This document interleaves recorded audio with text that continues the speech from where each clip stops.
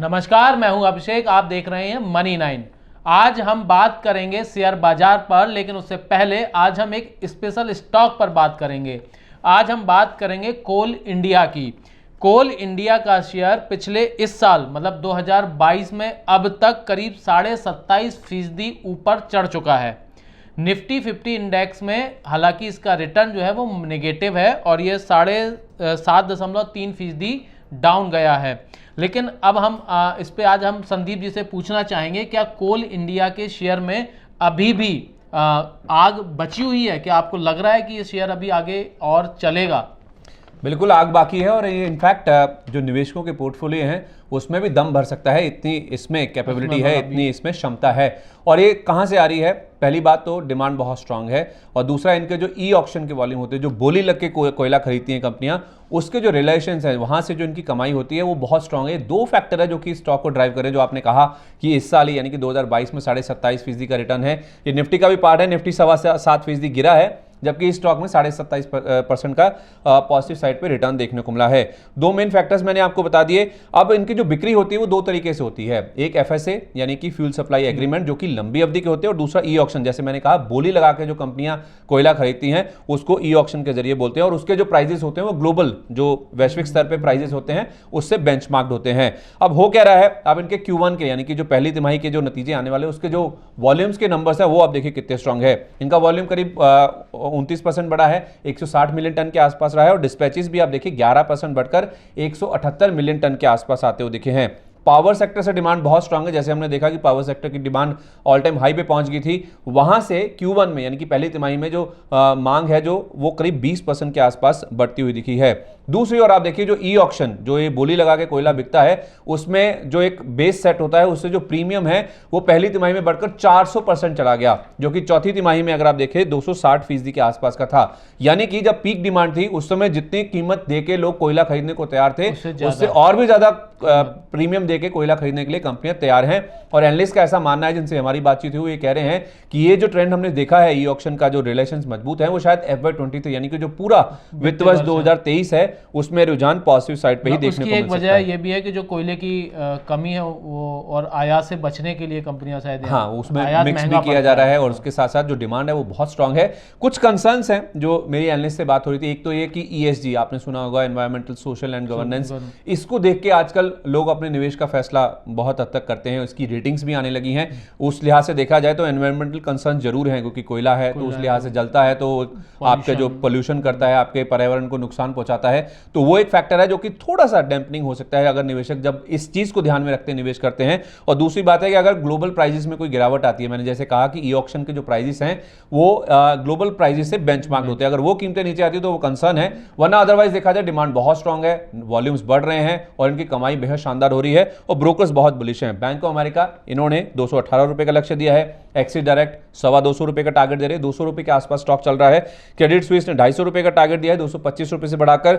Edelweiss ने हाल में ही 196 रुपए वाला जो प्राइस है उसे बढ़ाकर 250 रुपए कर दिया। और एक ICICI सिक्योरिटीज की रिपोर्ट भी है, उन्होंने तो सबसे ज्यादा 258 रुपए का लक्ष्य दिया। यानी कि स्टॉक ऑलरेडी परफॉर्म कर चुका है। उसके बाद भी ब्रोकर्स का मानना है कि जिस तरह का सिनेरियो है यहां से और दमखम है, इसमें हीट है और आपके पोर्टफोलियो को ये चमका सकता है। अच्छा, मतलब कोल इंडिया में अभी भी आग बरकरार है और ये मतलब आपके पोर्टफोलियो को एकदम से रोशन करने के लिए तैयार है।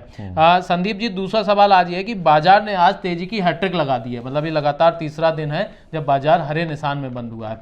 लेकिन जब सुबह हमने देखा ये बाजार की शुरुआत एकदम सपाट या गिरावट के साथ हुई थी और फिर बाद में इसमें जो है वो जब बाजार बंद होने को आया तो हमने इसमें बाउंस बैक देखा। तो जो बाउंस बैक आया है बाजार में, इसकी क्या वजह है और किन सेक्टर्स में सबसे ज़्यादा खरीदारी हुई है जिससे बाजार को आज हम ये हैट्रिक बनाने में मदद मिली है? अच्छा, मैं इसका जवाब दूं। मैं इससे पहले आपको एक चीज़ पूछना चाहता हूं। अभी तक हमारा जो स्टैंस रहा है मार्केट में कि बाजार में जो रणनीति क्या है लोगों की, वो कह रही, मैंने आपको लगातार बताया ये चीज़ कि बदलाव हुआ है उसमें। वही आपने बताया था कि बाय एवरी डिप, मतलब जितने जब भी बाजार में डिप आएगा आपको बाय करना है। और शायद वो बायर हमारे बायर्स ने सुन लिया है। आज भी वही हुआ। और शायद FII भी आप बोल रहे हैं कि पिछले 2 दिन से हम देख रहे हैं वो लगातार खरीदारी कर रहे हैं। आज भी वही हुआ। आप खुले थे 16,187 पे, जहां आप खुले थे वहीं पे आपका लो बन गया। यानी कि जहां आप खुले थे उसके बाद आप नीचे नहीं गए, डिप को लोग बाय कर रहे हैं। जैसे ही बाजार गिरता है खरीदारी यहाँ पे देखने को मिल रही है। और उसका जो फैक्टर जैसे आपने मेंशन किया, एफआईआई जो विदेशी निवेशक हैं उनकी खरीदारी जो है वो शुरू तो हो गई, बिकवाली खत्म हो गई है, ऐसे इंडिकेशंस मिल रहे हैं। थम गई है या खत्म हो गई है, वो कहीं ना कहीं साफ तौर पे देखने को मिला है। कल के आंकड़े आप देखिए, आज के आंकड़े मेरे पास अभी नहीं है, कल के आंकड़ों में आप देखिए कैश मार्केट में उन्होंने 156 करोड़ रुपए खरीदारी करी।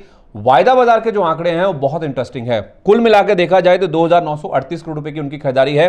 अगर आप इंडेक्स फ्यूचर्स में देखें 1400 करोड़ रुपए। आपको याद होगा जब भी हमने एफआईआई के आंकड़ों की बात करी, मैंने आपको यही कहा था कि पहले वायदा बाजार में आंकड़े खरीदारी के आते हैं, जिसमें इंडेक्स फ्यूचर्स और स्टॉक फ्यूचर्स। इंडेक्स फ्यूचर्स में सबसे ज्यादा खरीदारी है, करीब 1400 करोड़ रुपए के आसपास की। इंडेक्स ऑप्शंस में 1340 करोड़, स्टॉक फ्यूचर्स में 118 करोड़ और स्टॉक ऑप्शंस में करीब 84 करोड़। कुल मिला के करीब 3000 करोड़ रुपए के आसपास का नंबर वायदा बाजार में एफआईआई की ओर से आ रहा है। और उसके साथ साथ कैश मार्केट में 150 करोड़ रुपए के आसपास की खरीदारी। ये दिखाती है कि एफआईआई अब मन बना रहे हैं धीरे धीरे वापस लौटने का। कितनी रफ्तार से लौटेंगे, कितनी देर तक टिकेगा, वो तो किसी को कहना समझना मुश्किल है, लेकिन हाँ उनकी बिकवाली थम गई है। ये अपने आप में ये इंडिकेशन है कि जो मंदी का डर है मार्केट्स में वो कहीं ना कहीं खत्म हो चुका है। मंदी आनी है, ठीक है, हम उसको मना नहीं कर रहे हैं, ठीक है, अगर आनी है तो उसको कोई रोक नहीं सकता, लेकिन वो भाव में आ चुकी है, बाजार उसको फैक्टर इन कर चुका है, उसको डिस्काउंट कर चुका है। ये कहीं ना कहीं साफ तौर पे देखने को मिला है। दूसरी ओर हमारे लिए क्या इंपॉर्टेंट है, क्रूड और करेंसी। हमारी करेंसी आज 80 के पार हो गई। कल हमने बात करी थी कि 80 रुपए 50 पैसे तक जा सकता है।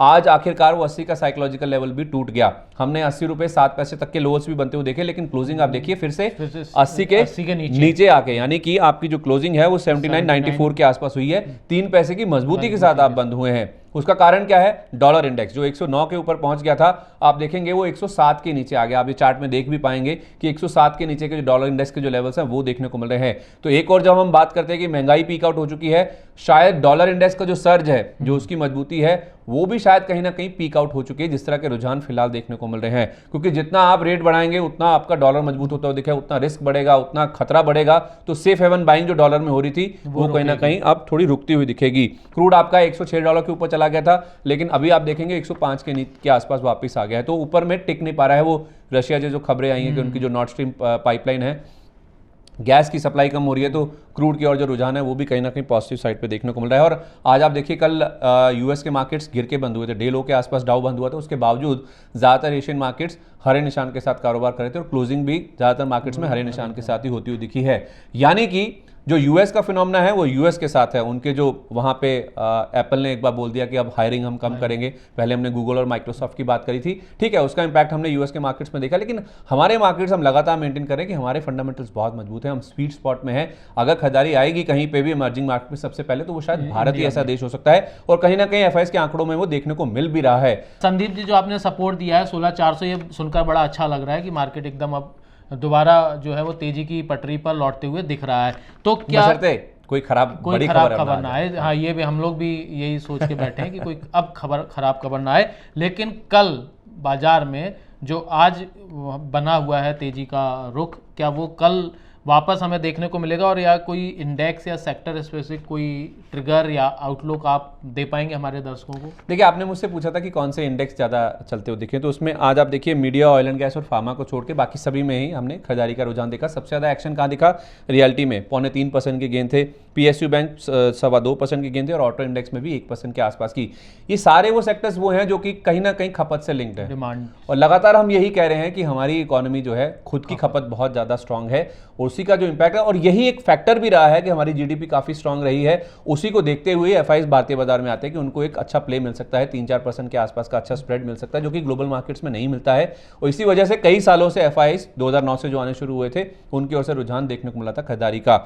अब रही बात कि यहाँ से ट्रिगर्स कौन से हैं, आपको किस चीज़ों के ऊपर ध्यान रखना होगा। पहली बात तो करेंसी, क्रूड, ये तो आपका इंपॉर्टेंट है ही है। 106 तक गया था क्रूड आपका, वापस 105 रुपये के 105 डॉलर के आसपास आ गया, तो वहाँ से कोई दिक्कत नहीं है। करेंसी आपकी 80 के ऊपर गई, वापस 80 के नीचे आके क्लोजिंग हुई।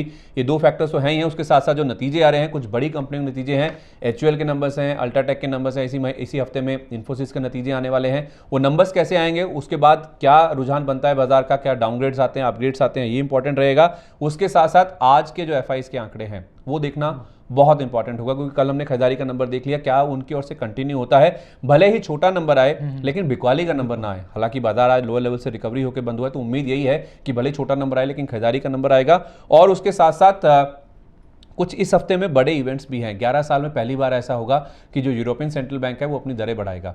11 ये गुरुवार को ये ऐसा हो सकता है।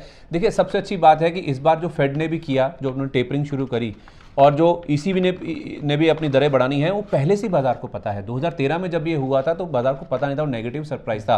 तो इस बार जो हो रहा है वो पहले से पता है कि सेंट्रल बैंक ऐसा करने वाले हैं। हमारे लिए दिक्कत यही है कि महंगाई और उसके साथ साथ क्रूड, अगर वो नीचे रहते हैं, महंगाई नीचे रहती है, ब्याज दरें ज़्यादा नहीं बढ़ती है, फिर मार्केट्स के लिए कोई दिक्कत नहीं है। चलिए, उम्मीद करते हैं एफआईआई की जो खरीदारी है वो कल भी हमें देखने को मिले और बाजार इसी तरह आगे बढ़ता रहे। और अगर आपके पास कोई शेयर बाजार से जुड़ा सवाल है या कोई क्वेरी है तो आप हमें नीचे कमेंट बॉक्स में पूछ सकते हैं। हम अपने विशेषज्ञों से उसका उत्तर देने की कोशिश करेंगे। और आप हमें यूट्यूब पर ज़रूर फॉलो करें। आप हमारे मनी नाइन चैनल को सब्सक्राइब कर सकते हैं, फेसबुक पर, इंस्टाग्राम पर, ट्विटर पर, जहां आपकी मर्जी हो वहां आप इसे अपने दोस्तों के साथ, रिश्तेदारों के साथ और जानकारों के साथ शेयर कर सकते हैं। और आप हमारे इस प्रोग्राम को देख रहे हैं, पसंद कर रहे हैं, उसके लिए आपका बहुत बहुत धन्यवाद। संदीप जी, आप जो इतनी अच्छी जानकारी हमारे दर्शकों को देखते हैं, वो बड़ा आपकी तारीफ करते हैं, उसके लिए आपका उसमें एक कारण ये भी है अभिषेक कि आप मैंने कुछ कमेंट पढ़े हैं, वो कह रहे हैं कि अभिषेक जी सवाल बहुत अच्छे पूछते हैं। आप सवाल पूछते हैं तो आप प्रॉम्प्ट करते हैं, चलिए उसके लिए तैयारी करके आना पड़ता है। बिल्कुल, उम्मीद है ये सवाल और जवाब का सिलसिला